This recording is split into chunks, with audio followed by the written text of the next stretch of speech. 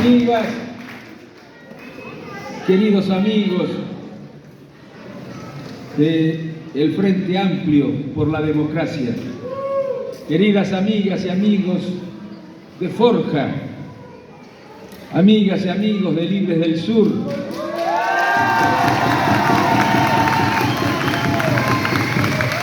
acá los veo, los estaba buscando, no los encontraba, a Humberto Tumini y a Jorge Ceballos.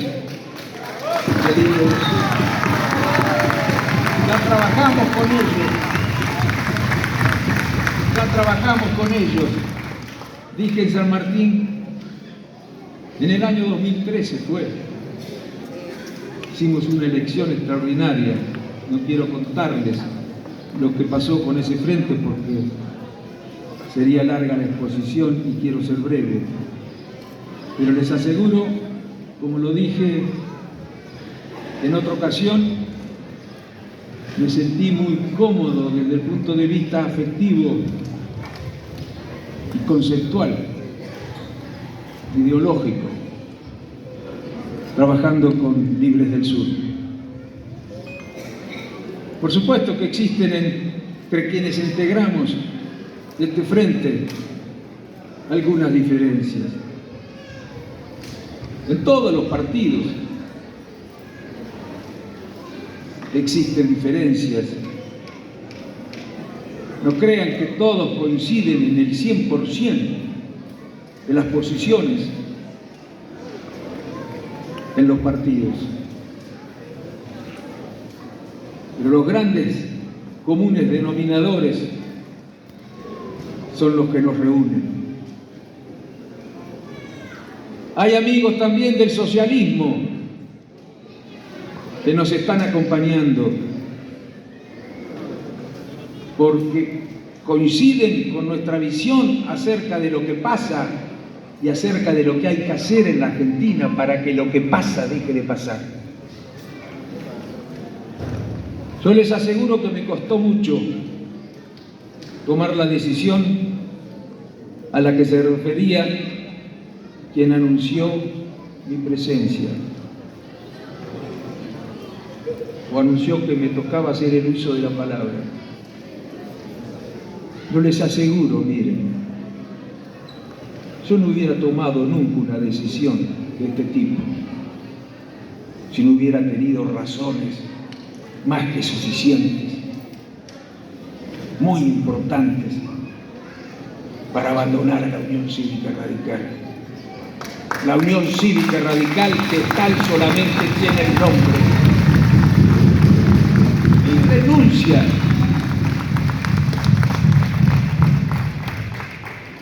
es prueba de ello. No hubiera tomado una decisión de esta naturaleza si no estuviera convencido de que era una obligación ética dejar de avalar con mi afiliación las cosas que hacía la Unión Cívica Radical. Bueno, lo importante en este acto no es mi candidatura, cosa que agradezco muchísimo a las fuerzas políticas que me han ofrecido que representemos en la provincia de Buenos Aires al Frente Amplio por la Democracia. Sinceramente agradezco muchísimo este ofrecimiento, me honra que fuerzas progresistas hayan considerado que en esta oportunidad, bueno, puedo hacer un trabajo que resulte útil a los objetivos que nos proponemos. ¿Por qué nos reunimos en este frente? ¿Cuáles son las razones que nos reúnen? Yo diría que básicamente son dos. Se ha aludido a ellas en las anteriores exposiciones, pero permítanme insistir. Ya dijimos en la campaña que un triunfo de la libertad avanza, que un triunfo de las políticas que proponía el entonces candidato Milei no solo no resolvería los problemas de los argentinos, de la clase media, de los sectores del trabajo, de los jubilados, de la pequeña y mediana empresa, en fin, de los sectores populares, no los resolvería ni los mejoraría, decíamos. Decíamos que al contrario, los agravaría. Y la historia o la realidad nos está dando la razón. No crean ustedes que las cosas van a cambiar hacia adelante. Solo podrían cambiar si hubiera un cambio en las políticas del gobierno. Pero no va a ocurrir eso, amigas y amigos. Va a profundizar sus políticas reaccionarias, conservadoras, antipopulares. Y la afirmación que hacíamos no era arbitraria. No decíamos que estas políticas no resolverían los problemas fundándonos en alguna teoría. Nos fundábamos en la historia de estas ideas, que no son nuevas, son tan viejas como la injusticia de estas ideas. Yo les diría que la historia de la lucha por la justicia social es muy vieja. La historia de la lucha por la dignidad del hombre es la historia de la lucha contra las ideas que pretende aplicar el señor Milei en la República Argentina. De nuevo, no tienen nada. Yo diría que si analizamos la historia de la humanidad, podremos comprobar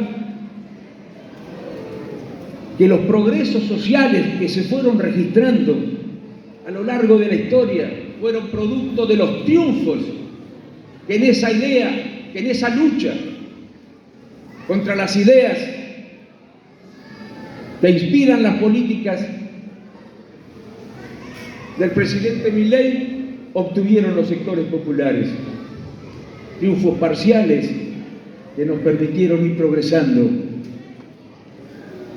Y esa lucha no termina nunca. Siempre habrá razones para luchar, para profundizar la lucha por la igualdad, la lucha por la dignidad del hombre. La experiencia les decía que en los países en los que se ha aplicado en los últimos tiempos estas políticas no han hecho otra cosa que complicar las condiciones de vida de los sectores populares. Parece mentira que no se diga algo tan elemental y tan básico, que los que tienen posibilidades de comunicarse con la sociedad e informar a la sociedad para que pueda tomar decisiones informadas a la hora, por ejemplo, de votar, no digan que la historia es la que demuestra que estas políticas no dieron resultado. Y no me refiero a la Argentina solamente, me refiero a la historia de la economía en cada uno de los países en los que se aplicaron en algún momento estas políticas. Era bastante fácil advertir que esto iba a ocurrir. Además, con un candidato que decía que la justicia social es una aberración, que la igualdad es una aberración. Pero ¿cómo puede alguien decir semejante cosa? Tiene que haber estado muy enojada la sociedad para votar a alguien que dice semejante cosa.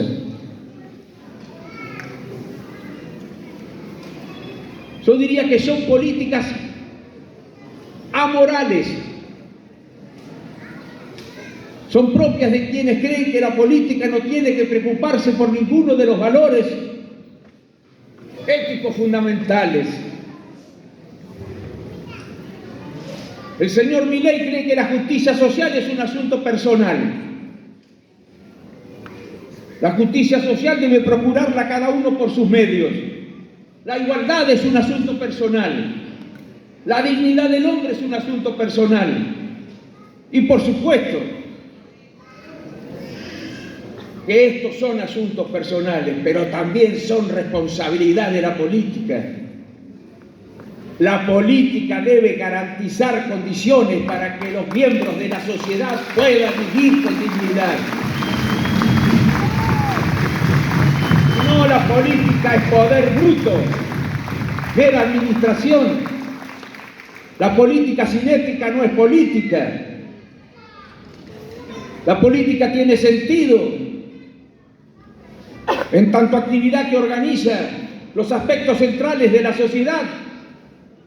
Si lucha para ordenarlos de manera tal que cada uno de sus miembros pueda vivir de manera digna.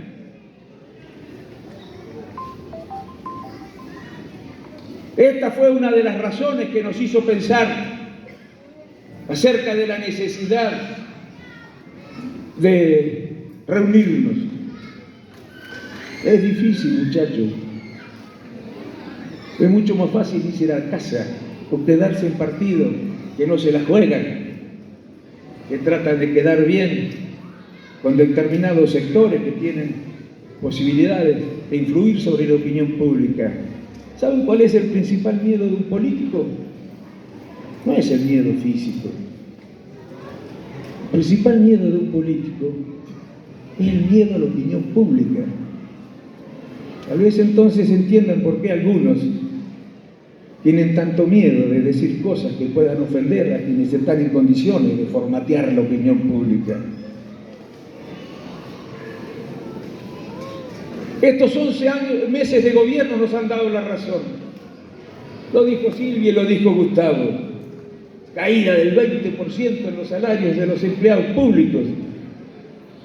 Aumenta el desempleo, crecimiento de la pobreza, aumento de la indigencia, desarticulación de los planes sociales, como por ejemplo la asistencia a los comedores escolares, desfinanciamiento de las universidades, desfinanciamiento de la educación pública, entre otras cosas. No quiero aburrirlos mencionando las decisiones que se han tomado que revelan un absoluto desinterés, patológico diría yo, desinterés por lo que ocurre con las mayorías populares, y encima con el acompañamiento de algunas élites económicas que parece que padecen una indigencia cultural, intelectual, social, de dimensiones clínicas. Y además me parece que carecen del coraje suficiente como para contestarle al agravio que el presidente de la Cámara de Diputados pronunciara el otro día cuando acusó a la sociedad rural de caraduras, váyanse a cagar. Pero ¿en qué cabeza cabe que un diputado nacional pueda decir semejante cosa? ¿Cómo cree que vamos a resolver los problemas con diputados de estas características? Pero se dan cuenta, yo nunca vi, y no tengo ninguna coincidencia, salvo con las pequeñas y medianas empresas, con la Unión Industrial Argentina. Pero les da confianza a ustedes, políticos, que se refieren a esos términos, tanto que les preocupa la seguridad jurídica. ¿No les despiertan un temor acerca de la seguridad jurídica? Un señor que es capaz de decir estas cosas, un señor que entró haciendo justicia por mano propia. No sé si hizo justicia por mano propia, porque la verdad que no conozco la decisión que había tomado el intendente de La Matanza, que había cerrado un terreno, que había alquilado una empresa argentina muy poderosa para hacer su radicación, pero sin cumplir con las exigencias que establece la legislación municipal. Entonces el intendente clausuró, cerró el predio. Lo habrán leído ustedes, y nadie dice nada en Argentina sobre esas cosas, muy poco lo dicen. ¿Qué hizo Fer? Junto con un grupo de diputados. Entró con una pinza rompió los candados, abrió de par en par las puertas al predio, se paró frente a las cámaras y dijo: me importa 3 pelotas el intendente de La Matanza, nosotros venimos aquí a garantizar el ejercicio de la libertad. Pero ¿quién le dijo a este señor que podía hacer una cosa así? Debería estar preso ese señor por hacer justicia con mano propia. Y a ese señor lo quieren poner de candidato a diputado en la provincia de Buenos Aires. Y ya entonces entro al otro tema por el cual nos juntamos. Nos preocupaba a todos, lo decíamos en la campaña, no nos hacían caso el resto de los partidos. Miren, muchachos, a nosotros nos costó mucho conseguir la democracia. Yo veo que hay muchos jóvenes acá, ojalá sigan sumándose a la política. Esto los distingue, muchachos. No los distingue ni los hace diferentes el individualismo, el consumismo, el materialismo. Esta preocupación por la política, que es la preocupación por el interés general y el bien común, es lo que hace de ustedes seres valiosos. Deben sentirse orgullosos de sus padres que les han enseñado de esta manera. Bueno,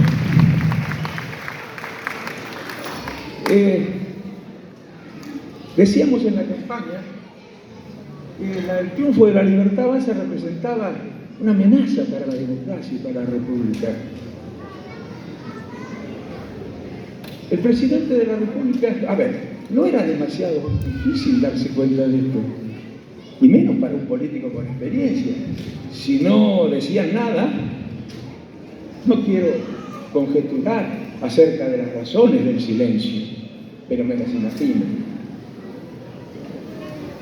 Era bastante fácil darse cuenta frente a un candidato que, cuando le hacen la pregunta acerca de si la democracia, fíjense ustedes, muchachos, miren, ¿saben cuál es la diferencia entre la democracia y la falta de democracia? Es la diferencia entre la vida y la muerte. Nos mataban en las dictaduras, nos torturaban en las dictaduras, nos encarcelaban en las dictaduras, nos secuestraban en las dictaduras, nos hacían desaparecer en las dictaduras. Nos costó muchísimo tiempo recuperar las democracias, muchísimos sacrificios, quiero decir, sacrificios supremos tuvimos que hacer para recuperar la democracia. Y este señor decía y hacía cosas que revelaban que la democracia para él era un régimen de gobierno más, ni siquiera el mejor. Una vez le preguntan, una periodista, si consideraba que la democracia era el mejor régimen de gobierno. No contestó.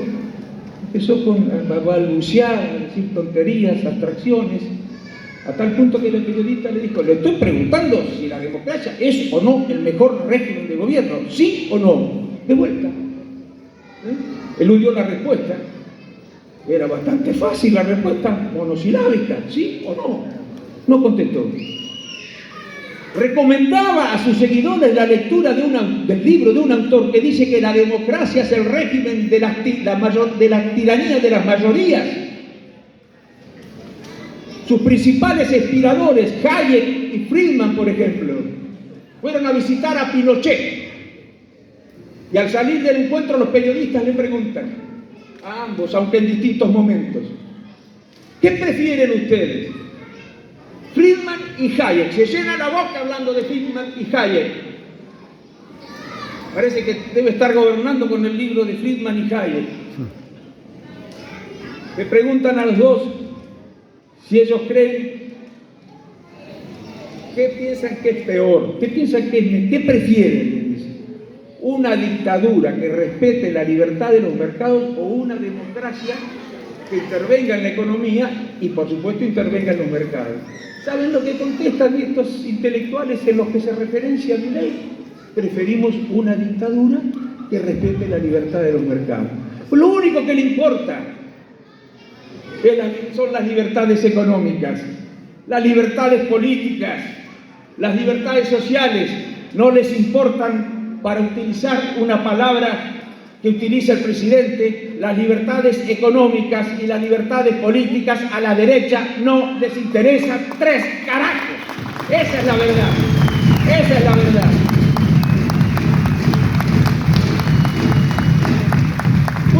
poder que promueve el odio, que pronuncia discursos de odio,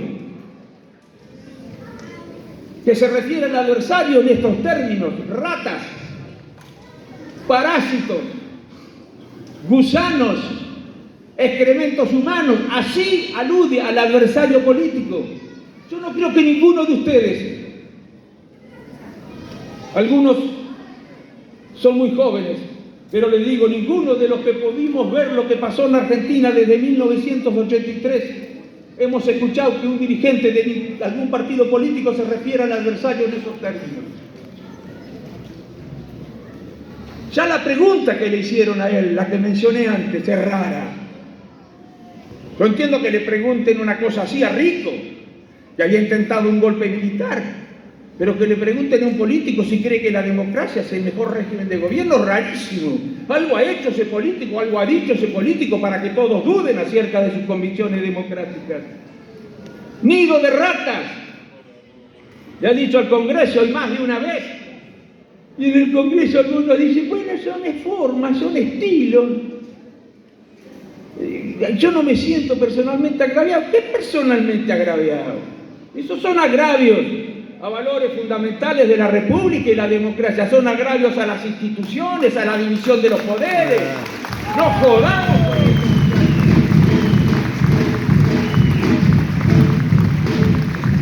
Lo que ha hecho con los DNU es una barbaridad. Los que se rasgaban las vestiduras en el altar de la República y la democracia hace pocos años hacen ahora la vista gorda y no han rechazado los DNU, el DNU más inconstitucional que conozca la historia de los DNU inconstitucionales en la Argentina. Y no solo los políticos se callan la boca, se callan la boca otros actores de la sociedad que han opinado muy en contra de cosas como estas en tiempos pasados y que influyen mucho sobre la sociedad. Bueno, en fin, estamos preocupados por lo que pasa con la República y la democracia, muchachos. La democracia nos permite luchar por más justicia social en el pueblo. ¿Ustedes creen que vamos a poder luchar mejor en dictadura por la justicia social?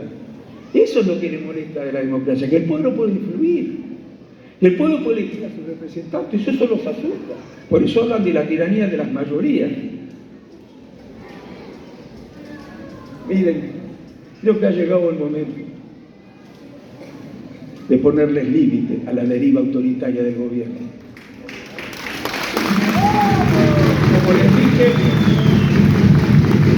Como les dije,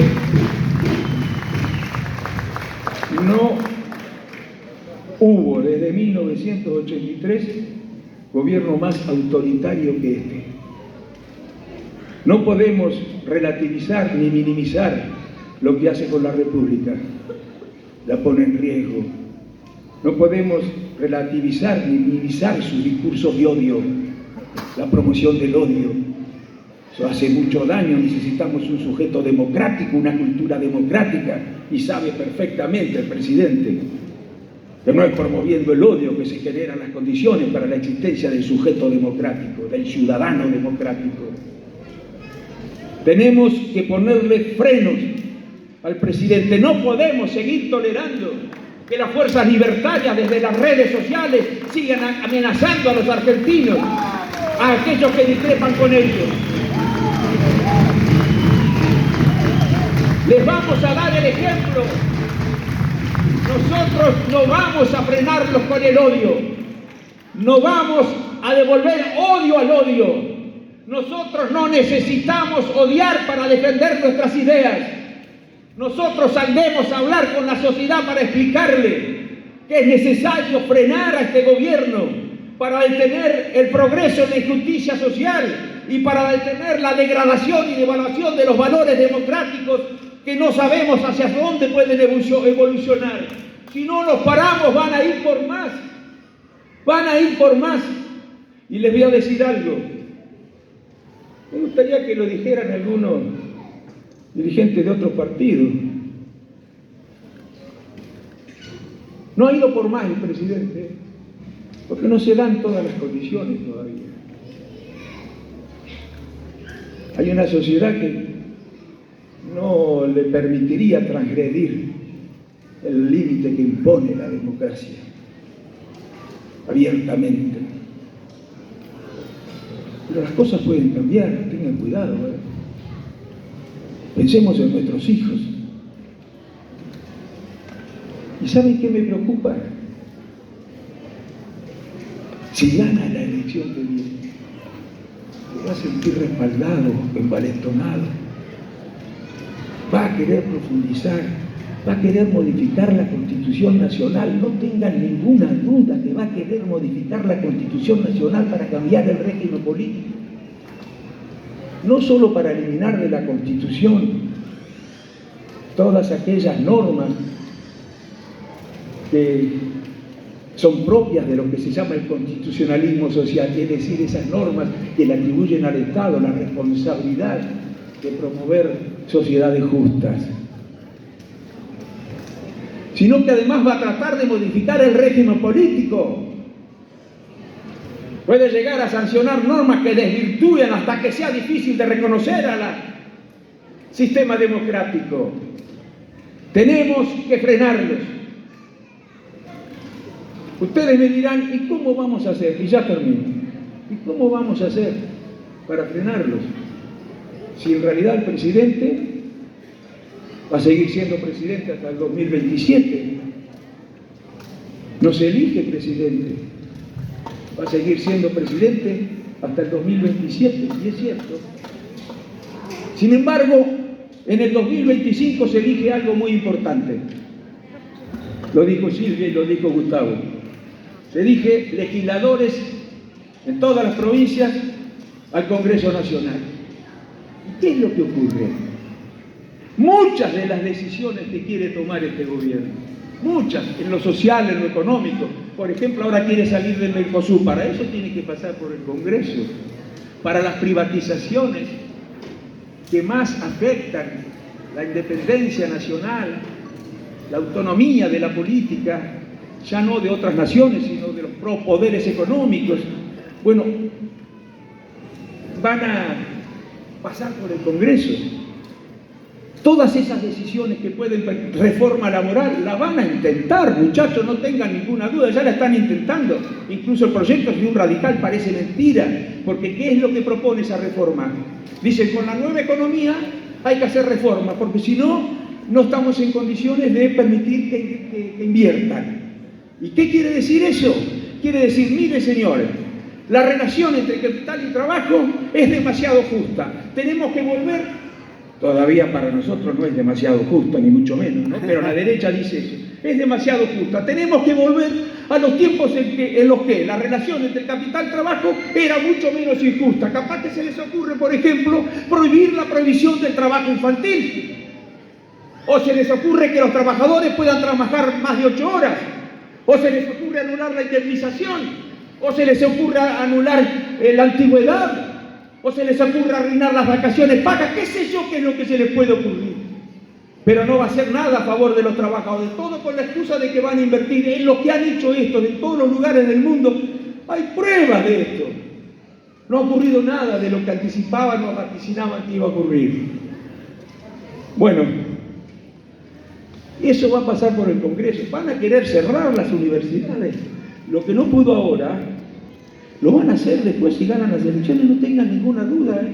Yo me he encontrado con muchas madres, no te digo en los últimos años, antes cuando yo militaba más, después me alejé del partido, que me decían, ¿cómo puedo hacer para que mi hijo, que era muy inteligente, tenía una gran vocación, muy estudioso, tenía todas las condiciones, pueda estudiar en la universidad? Yo le podría dar solución, pero me parece injusto eso. ¿No es injusto eso? Bueno, el presidente va a tratar de complicar más todavía esas posibilidades de que sectores de los más vulnerables le puedan dar a sus hijos la posibilidad de la universidad. Va a arancelar la universidad, incluso algunas las va a cerrar. No tengan ninguna duda que va a hacer eso si gana. Y además lo van a acompañar. Con los jubilados van a hacer exactamente lo mismo. Con la reforma laboral van a hacer exactamente lo mismo. Con las jubilaciones van a hacer exactamente lo mismo. Van a tratar de privatizarlas. Lo que Para los sectores más ricos no importa, ellos no viven de la jubilación, pero para los sectores de clase media, de clase media baja, para los del trabajo, para ellos sería un desastre la privatización del sistema de seguridad social. Se acabará la política de vivienda, ya la han suspendido, pero definitivamente se acabará la política de vivienda social. Van a terminar con ya han terminado con asistencia a los comedores comunitarios. Pero ¿qué más nos tiene que pasar para darnos cuenta cuál es el rumbo de este gobierno? Un rumbo que va a hacer estragos en la sociedad. Yo creo entonces que para evitar que se profundicen las políticas reaccionarias, conservadoras, que vamos a sufrir los que estamos acá, no tengan ninguna duda. No son los sectores más ricos. ¿Por qué se creen que los acompañan los sectores más ricos? Porque les piden un esfuerzo especial a los sectores más ricos y están deseosos de hacer un esfuerzo especial, por eso están contentos con el gobierno. No, lo acompañan porque le bajan los impuestos, como pasó con el impuesto a los bienes personales, porque les generan condiciones más que ventajosas para poder invertir, como ocurre con el RIF, que fue aprobado en el Congreso y tiene minoría en teoría. Bueno, yo digo, muchachos, entonces, por la justicia social, por la república, que está muy relacionada también con la justicia social y por la democracia, tenemos que lograr lo siguiente. Tenemos que trabajar, y todos los que piensan distinto al gobierno tienen que hacer lo mismo en las distintas provincias. Nosotros en la provincia de Buenos Aires tenemos que trabajar para que el campo progresista, el centro izquierda, el que tiene una concepción moral de la política y tiene una concepción social también de la democracia, meta más, que esos sectores metan más diputados que la derecha. Tenemos que modificar la correlación de fuerza que existe hoy en el Parlamento. Hoy en el Parlamento tiene mayoría la derecha. Si ustedes suman La Libertad Avanza, más el PRO, más el Partido Radical, ojalá cambie, muchachos. Me parece muy difícil porque hasta ahora las mayorías están dispuestas a arreglar con Milei y con el PRO. Ojalá las minorías en el partido cambien, por lo menos las que no quieren arreglar con La Libertad Avanza. Tal vez dentro de un tiempo también renuncian a arreglar con el PRO. Si están dispuestas a hacer eso, que vengan a conversar con nosotros, con Jorge, con Humberto, con Silvia, con Martín y con Gustavo. Los vamos a esperar de brazos abiertos y veremos si nos podemos poner de acuerdo en un programa que defienda lo nacional, que defienda lo popular, que defienda la república y la democracia sin miedo. Tenemos que meter más diputados en la provincia de Buenos Aires de los que metan ellos. Yo me acuerdo que mi padre decía que en la política, la discusión en las elecciones o en cualquier momento no debía ser solo vertical, ¿no? Que la oposición no solo debería discutir con el gobierno, que también debería discutir de manera respetuosa y civilizada, desde luego, entre sí. Bueno, nosotros vamos a hacer eso. No solamente vamos a decir qué es este gobierno, falta todavía desarrollar esta tarea, explicar bien qué es este gobierno, qué se puede esperar de este gobierno. Vamos a decir también qué se puede esperar del PRO con relación a este gobierno o con relación a lo que este gobierno propone. Vamos a decir también qué se puede esperar de la Unión Cívica Radical si siguen las cosas como hasta ahora con relación a este gobierno. Y vamos a decir también, no de todos, pero de algunos dirigentes del Encuentro Federal, qué se puede esperar de ellos con relación a las cosas que propone este gobierno, para que la sociedad sepa que vota, para que no se lleve sorpresas. Y les digo nosotros, miren, yo termino, me alargué demasiado, perdónenme, pero les puedo asegurar, no vamos a votar nunca una ley en contra de los intereses populares. Palabra de honor, ¡Bravo, bravo! Una ley en contra de los intereses populares. No vamos a votar nunca una ley que le hace perder autonomía a la política frente a los poderes económicos. No vamos a votar nunca una ley que nos someta de manera automática a las grandes potencias internacionales. Vamos a respetar la autonomía de la Argentina en el mundo. No vamos a votar jamás una ley que degrade todavía más la república y la democracia. Les aseguro. Y vamos a trabajar junto con otras fuerzas políticas para lograr los consensos que nos permita que este hombre entienda que tiene que cambiar porque va a perder las elecciones en el 2027. ¡Bravo! Muchísimas gracias. ¡Bravo, Raúl!